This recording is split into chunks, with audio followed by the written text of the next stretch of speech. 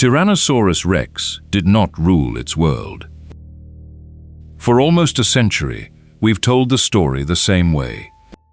Tyrannosaurus rex, top of the food chain. Nothing above it. Nothing that would dare try. That story is wrong. And we know it's wrong because of a single fossil, a tyrannosaur's own leg bone, punctured clean through, with bite marks that don't match any tyrannosaur tooth ever recorded. Something else made those marks.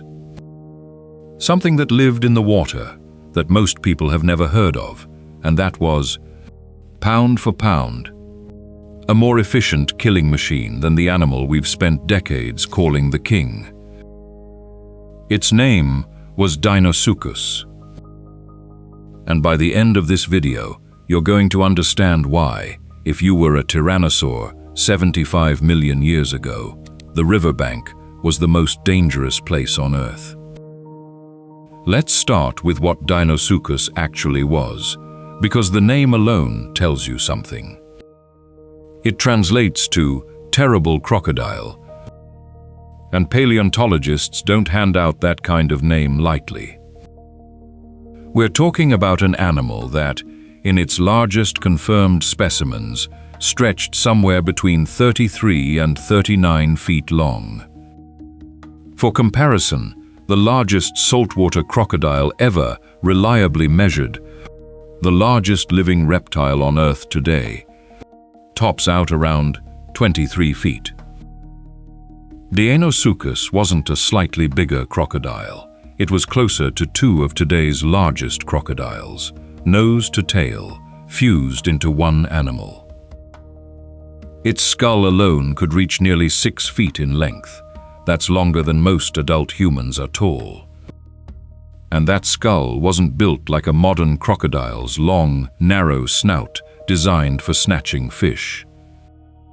Deinosuchus had a broadened, heavily reinforced snout, packed with thick, blunt, banana-sized teeth built for one purpose, crushing through bone, not just piercing flesh. This is where most people's assumptions start to break. We picture crocodiles as ambush predators of small and medium prey. Deinosuchus was built to process something much larger, and the fossil record tells us exactly what that something was.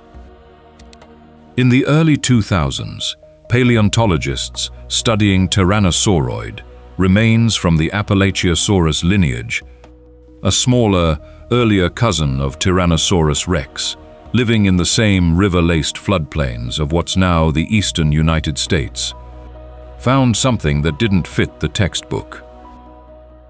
A tail vertebra and a section of leg bone, both showing deep, healed puncture wounds. Healed, meaning the animal survived the attack, at least long enough for the bone to begin repairing itself. When researchers compared the spacing, depth, and shape of those punctures against known predators from the same ecosystem, one animal's bite matched almost perfectly. Not another tyrannosaur. Not a smaller theropod. Deinosuchus. Here's what makes that finding so significant. This wasn't a random encounter. Multiple specimens from this region show similar damage patterns, consistent with a river system where giant crocodilians were a routine, survivable, but clearly terrifying, threat to land-dwelling dinosaurs that needed to drink, cross water, or hunt near the banks. Modern crocodiles do this today. Nile crocodiles are documented pulling down zebra, wildebeest, and even young hippos at the water's edge, using the exact same strategy. Wait, explode, drag the prey underwater, and let the drowning do the rest of the work. Deinosuchus was running that same playbook, on prey that included juvenile tyrannosaurs. Bite force estimates for Deinosuchus, based on skull reconstruction and comparisons to modern crocodilian bite mechanics, land somewhere in the range of 23,000 pounds per square inch at the back teeth, among the strongest bite forces ever estimated for any animal, living or extinct. Tyrannosaurus rex's own bite, for comparison, is typically estimated in the range of 12 to 19,000 pounds per square inch. Deinosuchus wasn't just bigger. Tooth for tooth, it may have bitten harder too. This is the part that should change how you think about the phrase apex predator.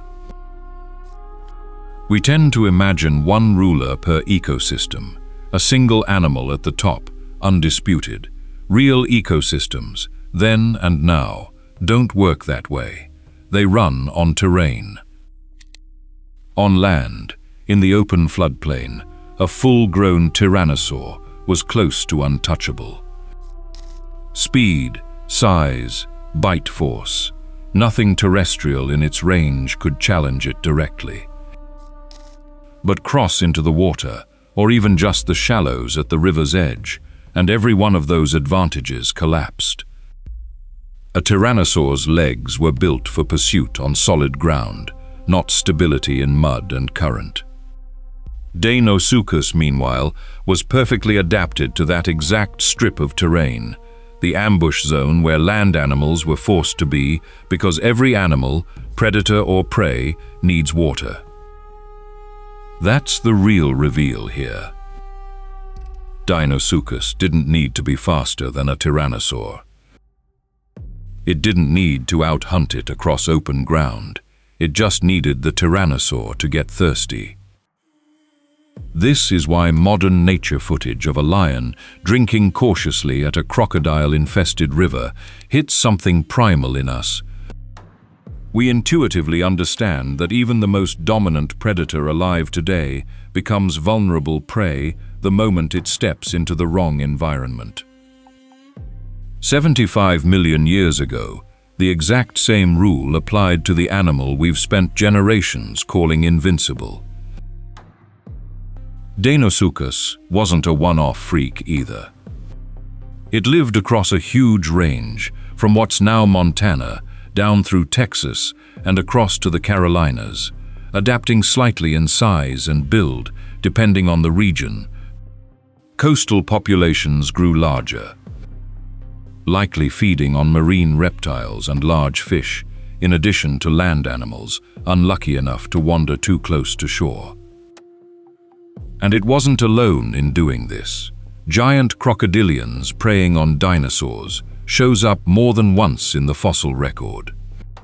Sarcosuchus, sometimes nicknamed Super Croc, lived tens of millions of years earlier in what's now Africa and reached similarly enormous sizes, likely running the same ambush strategy on the dinosaurs of its own time. The pattern is consistent. Wherever there was a river, a floodplain, or a coastline dense enough with prey, evolution built something enormous to control that choke point. Dinosaurs didn't just have to worry about each other. They had to worry about the water itself. So let's go back to where we started.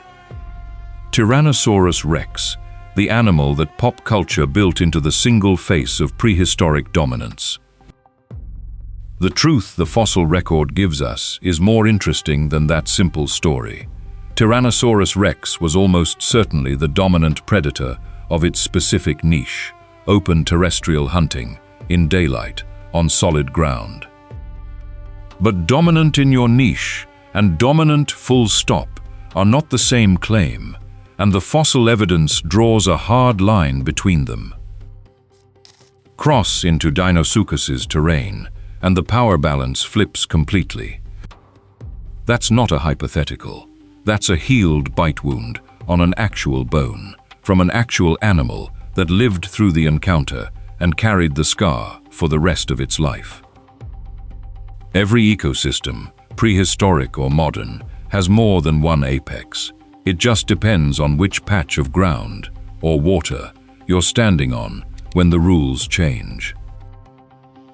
Here's the uncomfortable part of all this. We like our prehistoric hierarchies simple. One king, one crown. One apex predator to put on the poster.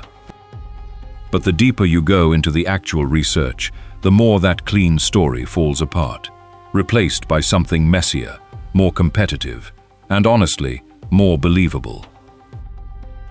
Tyrannosaurus rex built its reputation on land.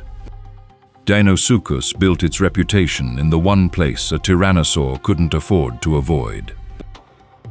And if a bite wound preserved for 75 million years is the only reason we know this story at all, you have to wonder how many other undisputed prehistoric rulers had a predator like this one, waiting just out of frame, that we simply haven't found yet.